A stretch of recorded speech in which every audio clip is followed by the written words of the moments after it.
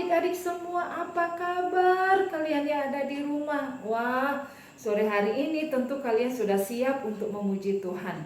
Rosa Sandra berharap, berdoa, kalian semua dalam keadaan yang baik ya, dalam keadaan yang sehat. Nah, untuk itu kalian sudah mempersiapkan hati kalian untuk memuji Tuhan, memuliakan Tuhan dalam ibadah sekolah minggu kita. Mari bersama-sama kita menaikkan ucapan syukur kita kepada Tuhan ya. Karena hari ini adalah harinya Tuhan. Mari kita bersukaria, mari kita bersukacita dan kita bersyukur kepada Tuhan. Mari bersama-sama adik-adik sambil bertepuk tangannya kita memuji Tuhan dengan semangat, dengan sukacita kita memuji Tuhan. Mari bersama-sama kita menyanyikan pujian. Hari ini adalah harinya Tuhan.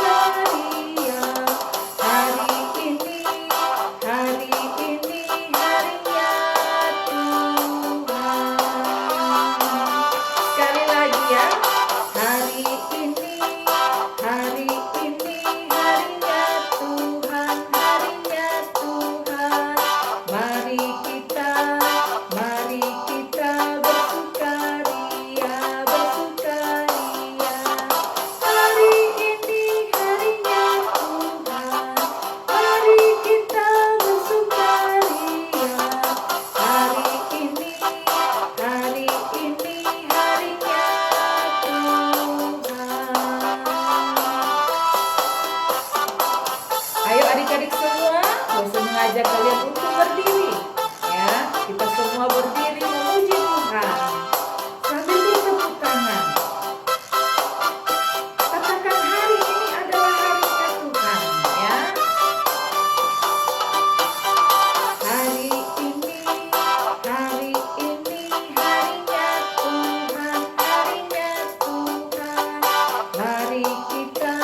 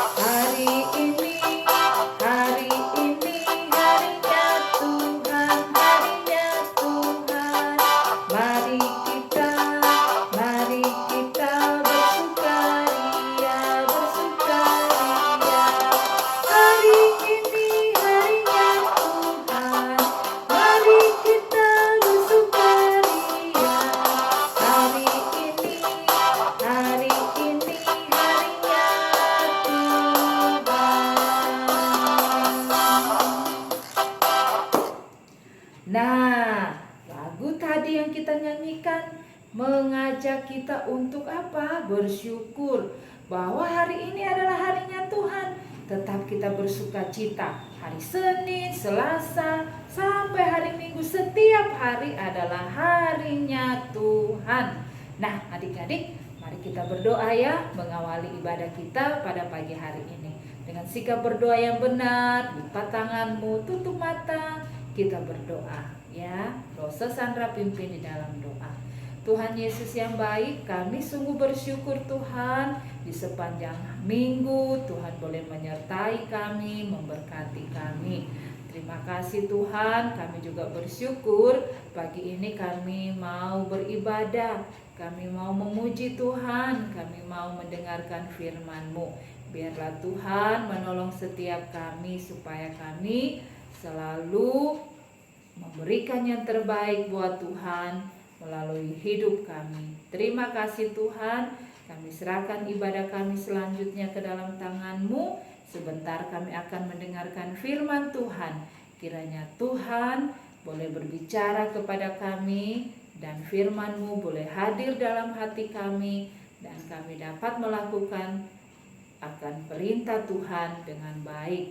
Di dalam nama Yesus kami berdoa. Haleluya. Amin. Nah, adik-adik, saatnya kita akan mendengarkan firman Tuhan. Siapa yang sudah rindu mendengarkan firman Tuhan? Hah? Wah, loh, lihat dari sini kalian sudah siap, sudah rindu ya mendengarkan firman Tuhan. Tapi sebelum mendengarkan firman Tuhan, mari bersama-sama kita menyanyikan satu pujian lagi ya. Pujian ini mau mengajak, mau mengingatkan adik-adik bahwa adik-adik adalah anak-anak yang istimewa ya. Kata siapa loh, Kata Tuhan Yesus. Alkitab sudah mencatat bahwa kalian adalah anak-anak yang istimewa ya. Bukan karena kalian hebat, kalian kuat dan gagah kalian, itu karena apa kalian hebat, kalian istimewa? Karena kalian adalah anak-anak Tuhan, anak-anak milik Tuhan Yesus. Nah, oleh karena itu, mari bersama-sama kita menyanyikan pujian ini ya. Dengan semangat, langsung mengajak kalian untuk berdiri kembali. Ya.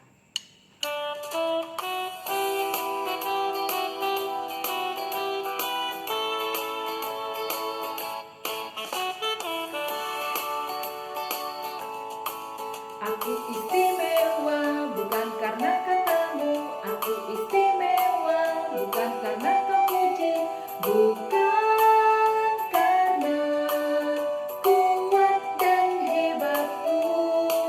Aku istimewa bukan karena katamu, aku istimewa bukan karena kau puji, bukan karena kuat dan hebatku. Aku istimewa, kata Yesus. Ku berharga, Alkitab mengatakan. Aku istimewa, kata Yesus. Ku dibeli bukan dengan emas perak, tapi darah Yesus. Aku istimewa bukan karena katamu, aku istimewa bukan karena kau puji, bukan karena kuat dan hebatku. Aku istimewa bukan karena katamu, aku istimewa bukan karena kau puji, bukan karena kuat dan hebatku. Aku istimewa, kata Yesus. Ku berharga, Alkitab mengatakan. Aku istimewa, kata Yesus. Ku dibeli bukan dengan emas perak. Ku istimewa, kata Yesus. Ku berharga, Alkitab mengatakan. Aku istimewa, kata Yesus. Ku dibeli bukan dengan emas perak, tapi darah Yesus. Yes, kita adalah anak-anak yang istimewa. Tetap tenang, silakan duduk. Kita akan mendengarkan firman Tuhan. Tuhan Yesus memberkati. Hai, shalom, selamat pagi. Ya, walaupun kita masih beribadah dari rumah, kita percaya Tuhan tetap menjaga dan melihara kita. Ayo, sebelum kita mendengarkan cerita firman Tuhan, kita minta pertolongan Tuhan. Tuhan Yesus, terima kasih hari ini kembali kami boleh beribadah. Tuhan tolong tiap-tiap kami biar Roh Kudus bekerja sehingga apa yang akan kami dengar boleh kami mengerti. Terima kasih Tuhan, saat kami mau serahkan dosa ini akan bercerita. Tuhan tolong, Tuhan berikan hikmat daripada Tuhan saja. Semuanya kami serahkan ke dalam tangan kasih-Mu. Dalam nama Kristus Yesus kami sudah berdoa. Amin. Ya, perubahan adalah salah satu tanda dari kehidupan. Bagaimana? Misalnya dari ulat berubah menjadi kepompong, kepompong menjadi kupu-kupu, itu merupakan suatu proses, suatu perubahan. Ya, mari kita lihat videonya ya.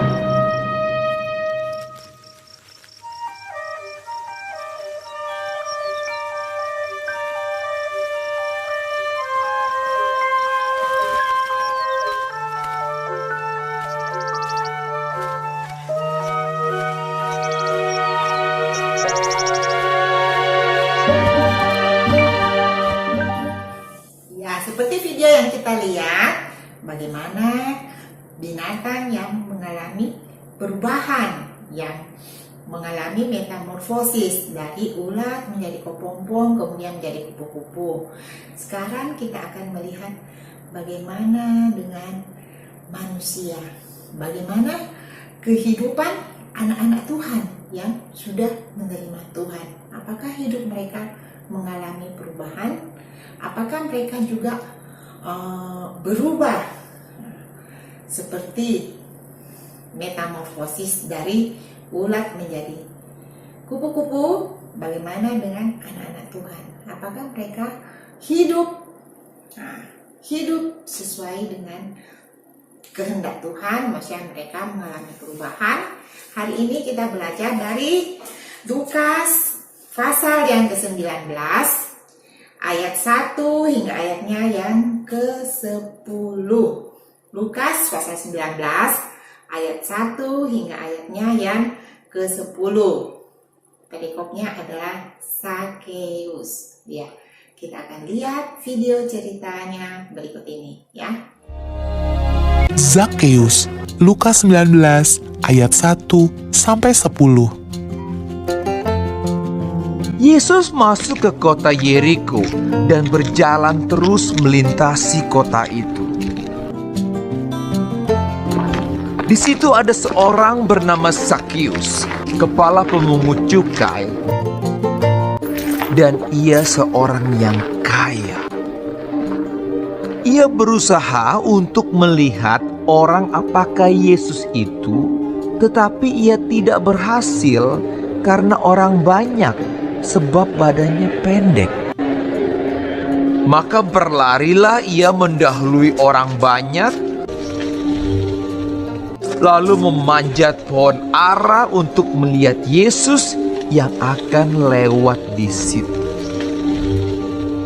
Ketika Yesus sampai ke tempat itu, ia melihat ke atas dan berkata, Zakheus, segeralah turun. sebab hari ini aku harus menumpang di rumahmu. Lalu Sakeus segera turun dan menerima Yesus dengan sukacita.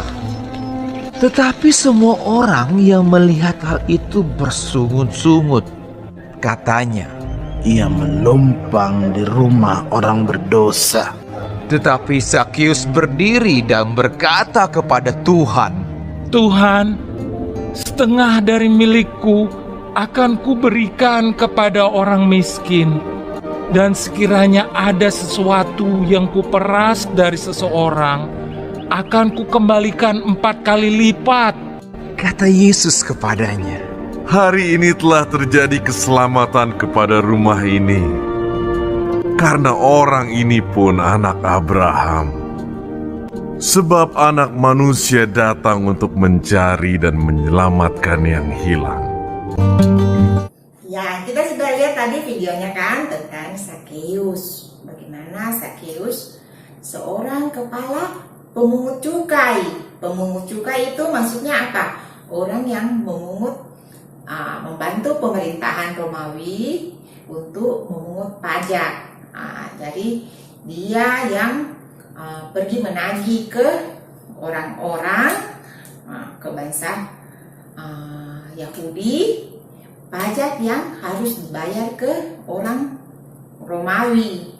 Otomatis karena dia selalu datang minta pungut pajak, orang-orang Yahudi tidak suka dengan pemungut cukai, karena mereka anggap itu pemungut cukai adalah orang apa? Orang yang berkhianat, orang yang bekerja untuk orang Romawi.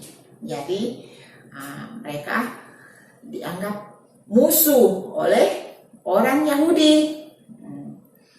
Ketika Sakeus, mungkin dia sudah dengar tentang Tuhan Yesus, dia sudah tahu tentang Tuhan Yesus, bagaimana Tuhan Yesus berkuasa, bagaimana Tuhan Yesus menyembuhkan. Dia mau tertarik. Di Alkitab dikatakan dia ingin tahu Tuhan Yesus itu orang seperti apa. Sehingga pada waktu Tuhan Yesus pergi ke Yeriko, Sakeus datang untuk melihat. Dia mau lihat Tuhan Yesus itu seperti apa. Sampai dia mau lihat, tapi karena dia pendek, dia tidak bisa lihat. Akhirnya dia berpikir, dia dapat cara. Kan seperti yang video cerita tadi, dia dapat cara, dia apa? Dia panjat pohon. Dia sekedar mau tahu saja. Dia sekedar cuma mau lihat Tuhan Yesus. Tapi ternyata apa yang dia harapkan ternyata jauh melebihi dari apa yang dia pikirkan. Ternyata Tuhan Yesus mau datang ke Sakeus. Tuhan Yesus mau datang ke Sakeus dan Tuhan Yesus bilang, Sakeus turunlah. Hari ini aku akan bermalam di rumahmu. Bagaimana perasaannya Sakeus? Tuhan Yesus ternyata mendatangi dia.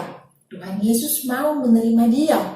Tuhan Yesus Tuhan Yesus mengabaikan pandangan orang Yahudi tentang Sakeus. Tuhan Yesus mau untuk menerima Sakeus, walaupun Sakeus dianggap pengkhianat, Sakeus dianggap orang berdosa. Tapi Tuhan Yesus mau datang untuk mengampuni Sakeus. Jadi Sakeus bersukacita. Nah, diceritakan tadi, di situ kita bisa lihat di Lukas 19 ayatnya yang ke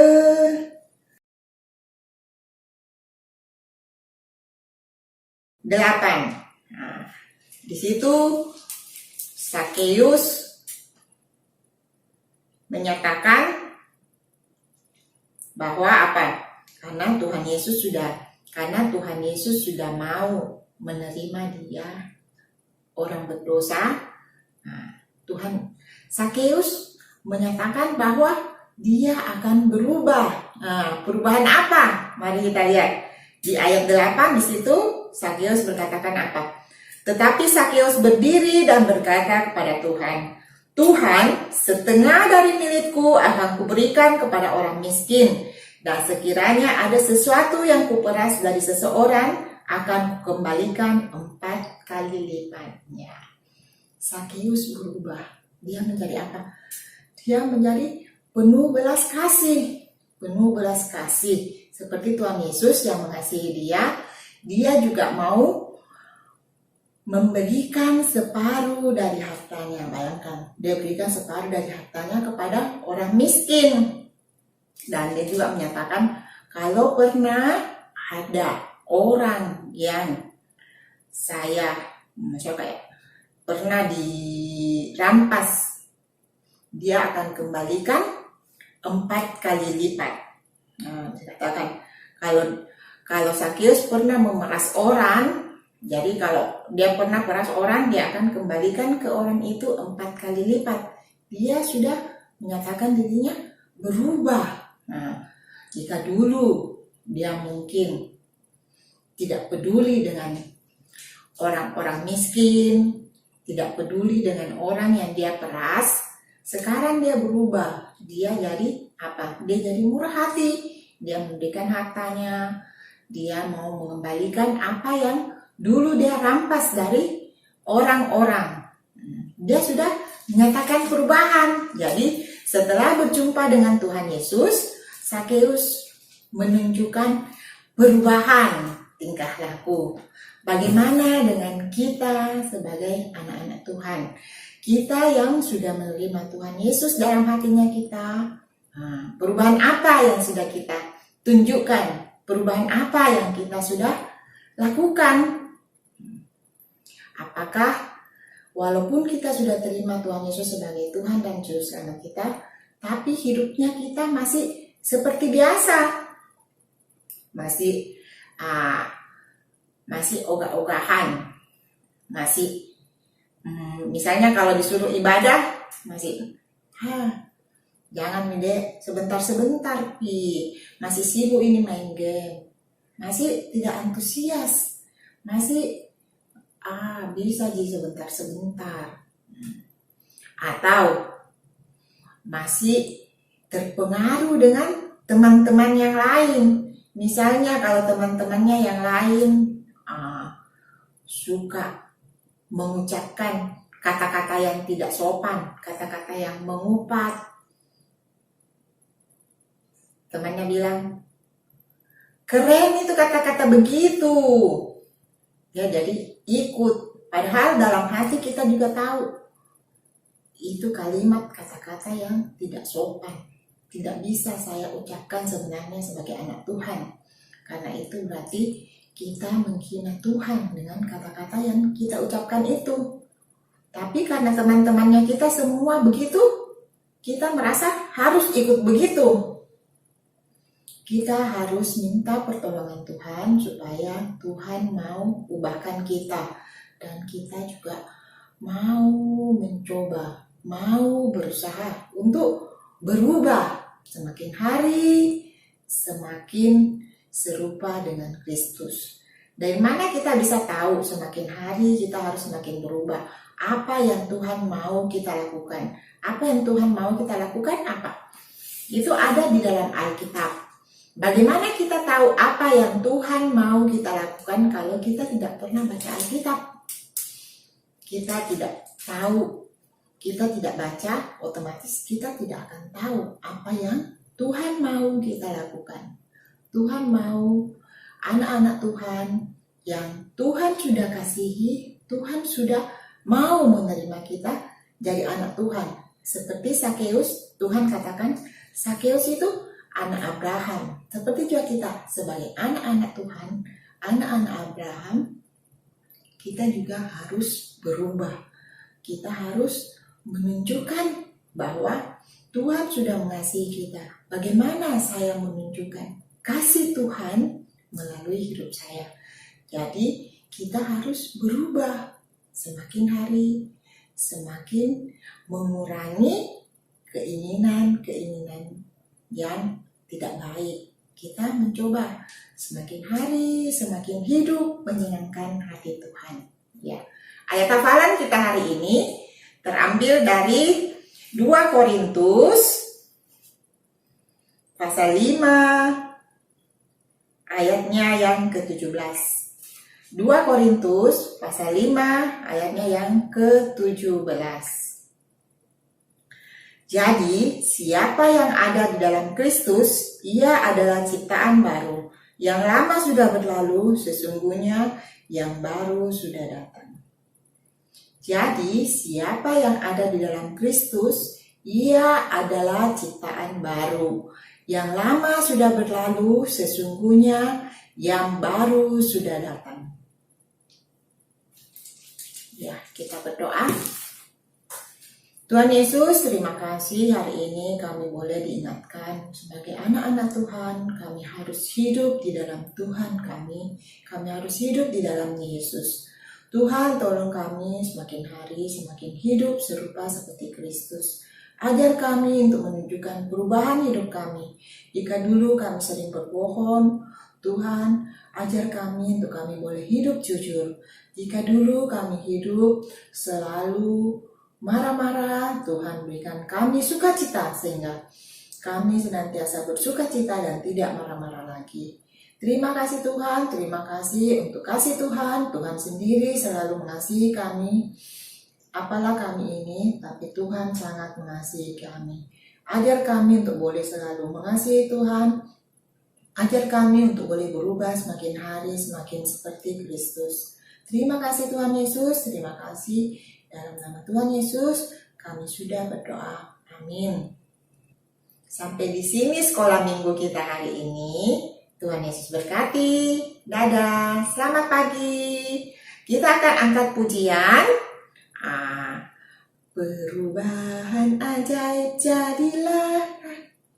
Perubahan ajaib kita terima setelah Tuhan Yesus kita terima sebagai Tuhan dan Juru Selamat kita.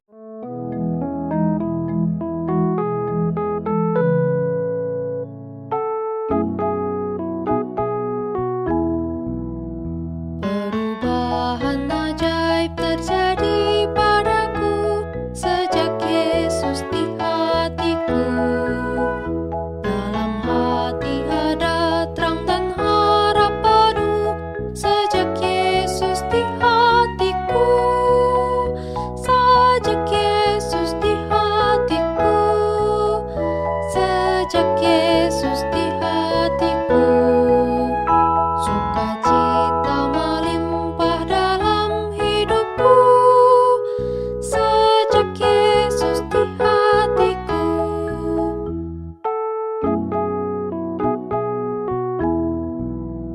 Perubahan ajaib